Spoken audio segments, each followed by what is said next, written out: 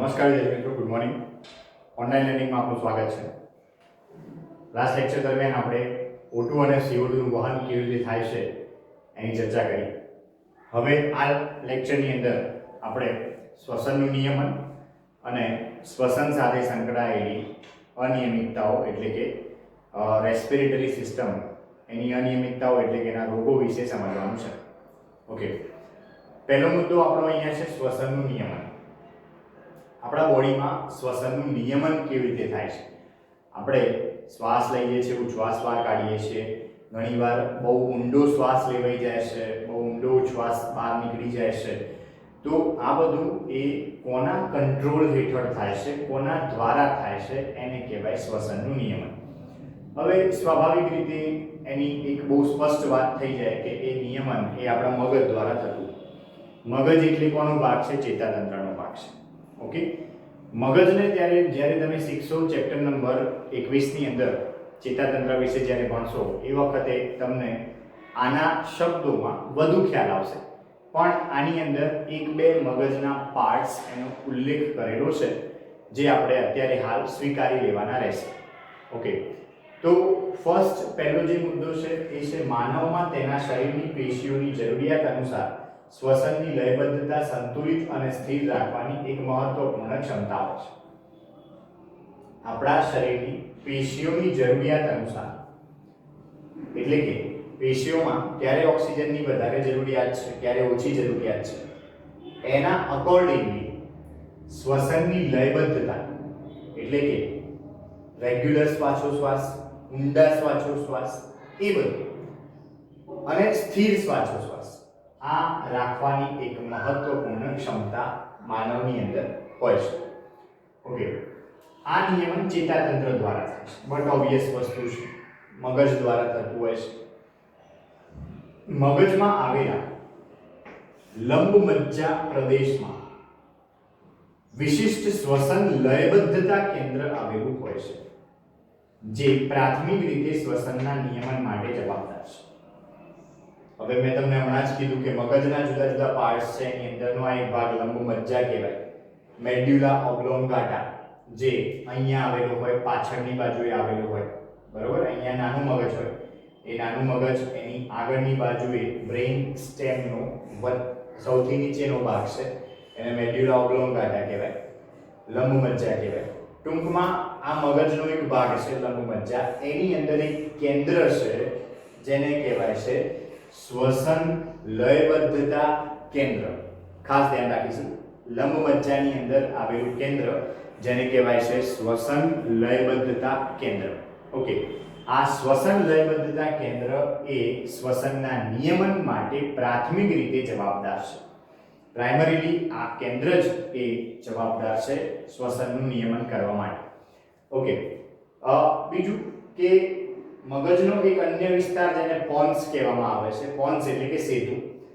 આ સેતુમાં એક વિશિષ્ટ પ્રકારનું બીજું એક કેન્દ્ર જે શ્વસન માટે જરૂરી છે એ આવેલું છે જેને કહેવાય છે શ્વાસ અનુચલન કેન્દ્ર. ફરીથી વાંચીએ, મગજના પોન્સ પ્રદેશમાં અન્ય એક કેન્દ્ર આવેલું છે જેને શ્વાસ અનુચલન કેન્દ્ર, ન્યુમોટેક્સિક સેન્ટર કહે છે. આ શ્વાસ અનુચલન કેન્દ્ર એ શ્વસન લયબદ્ધતા કેન્દ્રને રાસાયણિક સંદેશા, ચેતાકીય સંદેશા મોકલી શકે છે.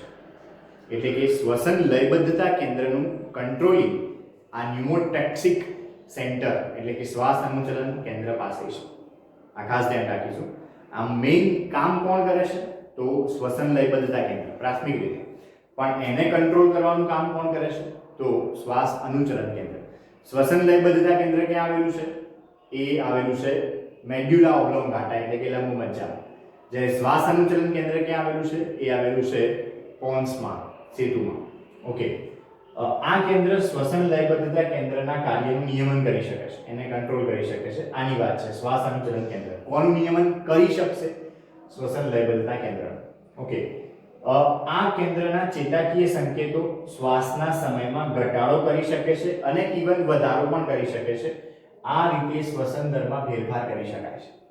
એટલે કે આ ન્યુમોટેક્સિક સેન્ટરમાંથી જે પણ સંદેશા જશે શ્વસન અનુચલન કેન્દ્ર પર, શ્વાસ લયબદ્ધતા કેન્દ્ર પર, આ શ્વાસ લયબદ્ધતા કેન્દ્ર પર આ સંદેશાની અસર સ્વરૂપે શ્વાસનો સમય વધે કે ઘટે, એટલે આપણે આ રીતે ઊંડો શ્વાસ લઈએ કાં તો ટૂંકો શ્વાસ પણ લઈએ, બરાબર. એ ડિપેન્ડ છે ન્યુમોટેક્સિક સેન્ટર પર, જે સંદેશા આપશે શ્વસન લયબદ્ધતા કેન્દ્ર, જેથી શ્વસન દરમાં ફેરફાર થઈ શકશે. ઓકે, બીજું, લયબદ્ધતા કેન્દ્રની પાસે એટલે કે પોન્સની નજીકમાં જ એક કીમોસેન્સિટિવ વિસ્તાર એટલે રાસાયણિક સંવેદી વિસ્તાર આવેલો હોય છે. એવો વિસ્તાર જે આપણા શરીરની અંદર પેશીઓમાં CO2 અને H+ એની સાંદ્રતા માટે અતિ સંવેદનશીલ હોય. એટલે કે જ્યારે પણ CO2 ની સાંદ્રતા વધે, H+ ની સાંદ્રતા વધે, ત્યારે આ વિસ્તાર જે છે વધે કે ઘટે, ત્યારે આ વિસ્તાર જે છે સક્રિય થઈ જતો હોય. એને કીમોસેન્સિટિવ ઝોન કહેવાય. ક્યાં આવેલું છે? એ આવેલું છે અહીંયા મેડ્યુલા ઓબ્લોંગાટા એટલે કે લંબ મજ્જામાં જ આવેલું છે. એની નજીકમાં છે, પેલા શ્વસન લયબદ્ધતા કેન્દ્રની નજીકમાં છે. ઓકે, તો આ પદાર્થોની વૃદ્ધિથી એટલે CO2 અને H+ એમાં વધારો થાય. ઊંચું CO2 નું પ્રમાણ અને H+ નું ઊંચું પ્રમાણ એટલે કે નીચી pH જ્યારે થાય ત્યારે આ કેન્દ્ર સક્રિય થાય છે. ત્યારે આ કીમોસેન્સિટિવ વિસ્તાર જે છે સક્રિય થાય છે, જે શ્વસન લયબદ્ધતા કેન્દ્રને સંકેત આપે છે. શ્વસન લયબદ્ધતા કેન્દ્રને સંકેત આપશે એટલે શ્વસન લયબદ્ધતા કેન્દ્ર શું કરશે? એ ઉચ્છ્વાસની પ્રક્રિયા કરાવશે અને પાછો શ્વાસ ઊંડો લેવડાવશે, એટલે પાછું CO2 નું પ્રમાણ ઓછું થયું અને pH એ વધી જાય. ઓકે, અને તે શ્વસન પ્રક્રિયામાં જરૂરી ગોઠવણ કરે છે. કઈ ગોઠવણ? તો હમણાં મેં તમને કીધું એ પ્રમાણે, જેથી આ પદાર્થોનો નિકાલ થઈ શકે. બીજું કે અન્ય જગ્યાઓ જેવી કે મહાધમની કમાન, આ શબ્દ પણ આગળના ચેપ્ટરમાં ખબર પડશે. મહાધમની જે હૃદયમાં ડાબા ક્ષેપકમાંથી નીકળતી ધમની છે, એ આગળ જતા ડાબી બાજુ મળે છે, એને મહાધમની કમાન કહેવાય. ગ્રીવા ધમની એટલે કે શીર્ષ પ્રદેશમાં રુધિર પૂરું પાડતી ધમની, એની સાથે જોડાયેલ સંવેદી રચનાઓ પણ CO2 અને H+ ની સાંદ્રતાના ફેરફારોને ઓળખી શકે છે. આમાં પણ કીમોસેન્સિટિવ વિસ્તારો આવેલા હોય છે કે જે CO2 અને H+ ની સાંદ્રતાને ઓળખી શકતા હોય છે અને ઉપચારાત્મક પ્રક્રિયાના હેતુ માટે લયબદ્ધતા કેન્દ્રને આવશ્યક સંકેતો આપી શકતા હોય છે. એમાં વધારો થાય તો શ્વસન લયબદ્ધતા કેન્દ્રને એ સંદેશો આપશે. એ સંદેશાના કારણે શ્વસન લયબદ્ધતા કેન્દ્ર શ્વાસની પ્રક્રિયા વધુ સમય માટે કરાવશે અને ઉચ્છ્વાસની પ્રક્રિયા ઓછા સમય માટે કરાવશે, જેથી ફરીથી CO2 ની સાંદ્રતા ઓછી થઈ જાય અને pH વધી જાય, એટલે કે H+ ની સાંદ્રતા ઓછી થઈ જાય. ઓકે, શ્વસન લયબદ્ધતાના નિયમનમાં O2 ની ભૂમિકા નોંધનીય નથી. ઓક્સિજન ખાસ ક્યાંય આપણે અહીંયા ઉલ્લેખ કર્યો નથી. શ્વસન લયબદ્ધતા એ ખાસ આ બે ના કારણે થતી હોય છે, જે CO2 ની સાંદ્રતા છે અને H+ ની સાંદ્રતા છે. આ બંને સાંદ્રતાઓ પર ડિપેન્ડન્ટ હોય છે. આ કીમોસેન્સિટિવ ઝોન્સ, આ મહાધમની કમાન, ગ્રીવા ધમનીની અંદર આવેલી સંવેદી રચનાઓ, આ બધું એ આ બેની સાંદ્રતા તપાસતું હોય છે. કોની? CO2 અને H+. ઓકે, તો આ થયું શ્વસનનું નિયમન. આ પ્રશ્ન પણ એક્ઝામ પોઈન્ટ ઓફ વ્યૂ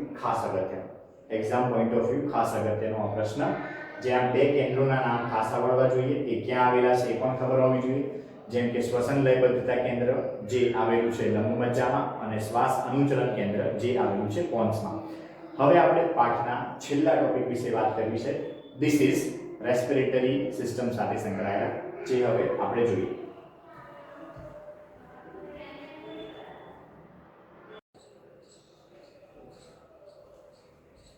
વિદ્યાર્થી મિત્રો, હવે આપણે પાઠના છેલ્લા મુદ્દાની ચર્ચા કરવા માંગીએ છીએ અને આ મુદ્દો છે શ્વસન તંત્રની અનિયમિતતા.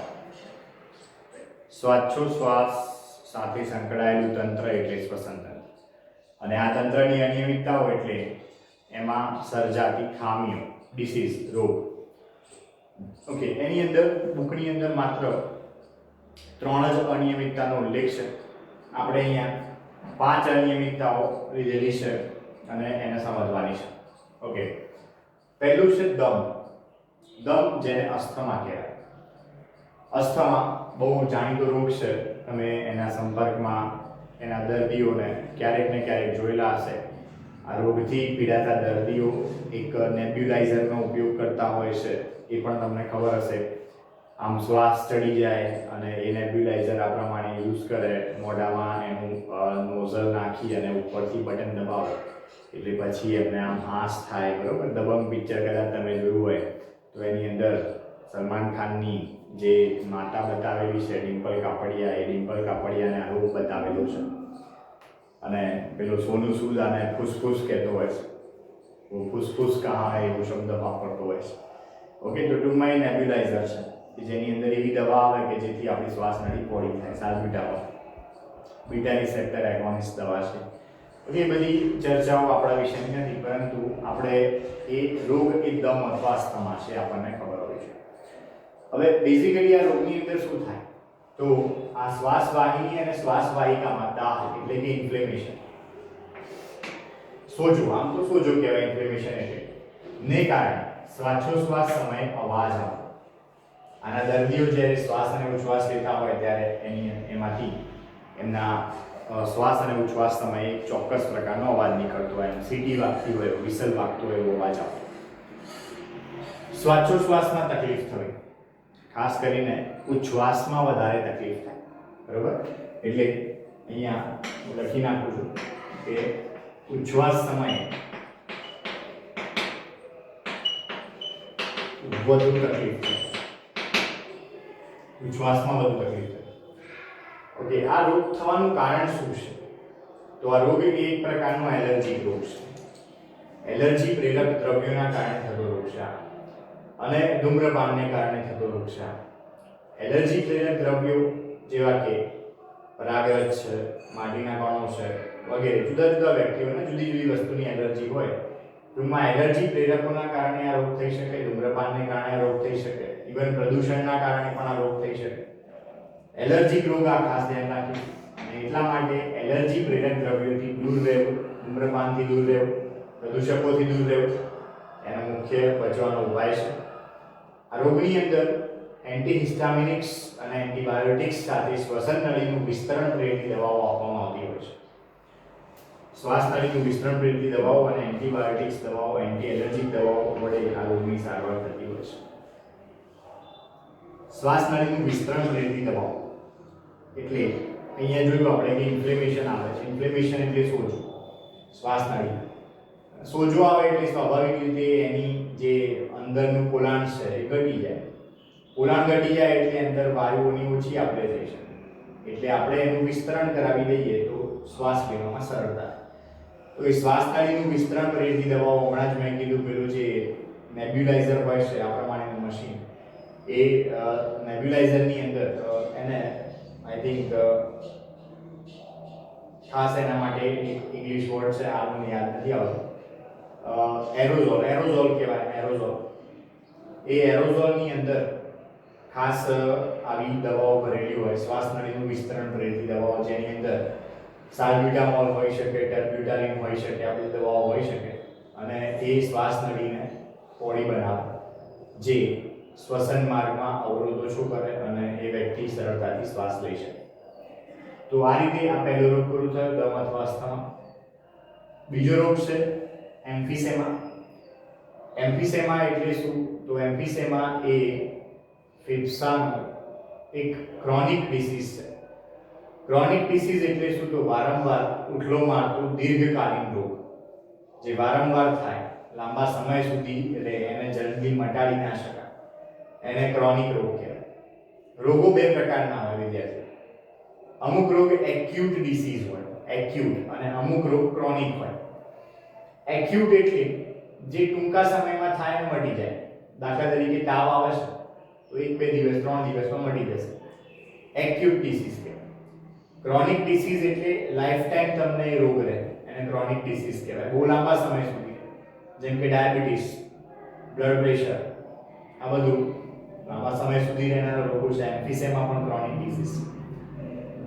ઓકે, હવે આ રોગમાં બેઝિકલી કોના કારણે થાય છે તો આ રોગ એ બેઝિકલી ધૂમ્રપાનના કારણે થતો રોગ છે, સ્મોકિંગ. અને આ રોગની અંદર ખાસ વાયુકોષ્ઠોની દિવાલ એ પોતાની સ્થિતિસ્થાપકતા ગુમાવી દે છે, નબળી પડી જાય છે. હવે વાયુકોષ્ઠોની દિવાલ નબળી પડી, પોતાની સ્થિતિસ્થાપકતા ગુમાવી તો એનો કોઈ ઈલાજ નથી. તમે એવી કોઈ પણ દવા નથી બનાવી શક્યા કે તમે એવો કોઈ પણ રસ્તો નથી શોધી શક્યા કે જેથી તમે વાયુકોષોને પહેલા જેવા બનાવી શકો. એટલે એકવાર આ રોગ થયો ધેટ મીન્સ કે હવે એનો ઉપચાર શક્ય નથી. બરોબર. એટલે ટૂંકમાં આ એક ક્રોનિક એટલે કે વારંવાર ઉથલો મારતો દીર્ઘકાલીન રોગ છે. વાયુકોષોની દિવાલને નુકસાન થાય છે એટલે શ્વસન સપાટીમાં ઘટાડો થાય છે. વાયુકોષો તેમની સ્થિતિસ્થાપકતા કાયમી ધોરણે ગુમાવે છે, તેથી એનો ઈલાજ શક્ય નથી. અને આ રોગનું મુખ્ય કારણ આપણે હમણાં જોયું ધૂમ્રપાન છે, સ્મોકિંગ, જેના કારણે વાયુકોષોની સ્થિતિસ્થાપકતા એ વાયુકોષ ગુમાવી દે છે, શ્વસન સપાટીમાં ઘટાડો થાય છે. આની અંદર પણ શ્વાસ નળીનું વિસ્તરણ પ્રેરિત દવાઓ આપવામાં આવે છે. ઘણી એન્ટીબાયોટિક્સ વડે પણ આની સારવાર કરવામાં આવે છે. ત્યારબાદનો રોગ છે બ્રોન્કાઇટિસ. બ્રોન્કાઇટિસ એ એકચ્યુઅલી શ્વાસ નળીની સતત ઉત્તેજના અથવા દાહક બળતરા છે. શ્વાસ નળીની સતત ઉત્તેજના અથવા દાહક બળતરા છે. એટલે એવું લાગ્યા કરે કે શ્વાસ નળીમાં જાણે આગ લાગી ગઈ હોય એવું લાગ્યા કરે. ના વ્યક્તિએ સતત ઉધરસ ખાતો હોય અને ગળફા નીકળતા હોય, લીલા રંગના ગળફા નીકળતા હોય, સતત ઉધરસ આવવી, લીલા પીળા ગળફા નીકળવા. આનું મુખ્ય કારણ પ્રદૂષણ અને ધૂમ્રપાન છે. સ્મોકિંગ અને પોલ્યુશન આ બે એના મુખ્ય કારણ છે. અને આમાં પણ એન્ટીબાયોટિક્સ અને એન્ટીહિસ્ટામિનિક્સ દવાઓ આપવામાં આવે છે. એન્ટીહિસ્ટામિનિક્સ એટલે એલર્જી મટાડતી દવાઓ. એલર્જી મટાડતી દવાઓ, કારણ કે હિસ્ટેમાઇન એલર્જી પ્રેરક દ્રવ્ય છે અને એનું એન્ટી એટલે એન્ટીહિસ્ટેમાઇન એટલે એલર્જી મટાડતી દવાઓ થાય. ઓકે, ટૂંકમાં એ આપવામાં આવતું હોય છે બ્રોન્કાઇટિસની અંદર. અને વારંવાર તમને બ્રોન્કાઇટિસ થતો હોય તો એનો મતલબ કે તમને એમ્ફીસેમા ભવિષ્યમાં થઈ શકે છે. ઓકે, ચલો ત્યારબાદ ન્યુમોનિયા. આ રોગ વિશે પણ બધાએ સાંભળેલું હશે. આ રોગ એ એક બેક્ટેરિયા દ્વારા થાય છે જેને કહેવાય છે સ્ટ્રેપ્ટોકોકસ ન્યુમોનિયાઈ. સ્ટ્રેપ્ટોકોકસ ન્યુમોનિયાઈ અથવા ન્યુમોકોકસ કહેવામાં આવે છે, જે એક પ્રકારના ગોળાકાર બેક્ટેરિયા છે. અને આ બેક્ટેરિયા આપણા ફેફસાના વાયુકોષોની અંદર જમા થઈ જાય છે. અને આ બેક્ટેરિયાના કારણે ફેફસાના વાયુકોષોમાં મૃત WBC એટલે કે શ્વેતકણો ભરાય છે. એટલે આપણે ઘણીવાર આના માટે ફેફસામાં પાણી ભરાઈ ગયું આવો શબ્દ વાપરતા હોઈએ છીએ. તો એ પાણી નથી, એ મૃત WBC છે, વ્હાઇટ બ્લડ સેલ્સ એટલે કે શ્વેતકણો છે. અને જેટલા આવા એરિયા વધારે હોય, મતલબ કે જેટલા વધુ વાયુકોષો આવા મૃત WBC વડે ભરાયેલા હોય એટલો આ રોગનો ફેલાવો વધારે કહેવાય. એટલે કે અહીંયા સ્પષ્ટ લખ્યું છે મેં કે જેટલા આવા વિસ્તાર વધુ હોય તેટલો આ રોગનો ફેલાવો વધુ હોય. અને આવું ન્યુમોનિયા થવાનું જોખમ ખાસ 3 પ્રકારના વ્યક્તિઓને ખૂબ વધારે છે, જેમાં ઘરડા વ્યક્તિઓ એટલે કે વૃદ્ધ વ્યક્તિઓ, એઇડ્સના દર્દીઓ. આપણને ખબર હોવી જોઈએ કે એઇડ્સ એક સેક્સ્યુઅલી ટ્રાન્સમિટેડ ડિસીઝ છે, જાતીય સમાગમથી ફેલાતો રોગ, જેનું આખું નામ થાય એક્વાયર્ડ ઇમ્યુનોડેફિશિયન્સી સિન્ડ્રોમ. એના પેશન્ટ અને બાળકો એની અંદર આ રોગ સૌથી વધુ થાય છે. આ રોગ થવાની સંભાવના સૌથી વધારે છે. અને એમાં પણ ખાસ જે નવા જન્મેલા બાળકો છે, નવજાત શિશુ છે, એમાં આ રોગ ખૂબ વધુ માત્રામાં જોવા મળતો હોય છે ઘણીવાર. અને એના કારણે બાળકોના મૃત્યુ પણ થઈ જતા હોય છે, ન્યુમોનિયા. ઓકે, ત્યારબાદ લાસ્ટ છે વ્યવસાય પ્રેરિત ફેફસાના રોગો.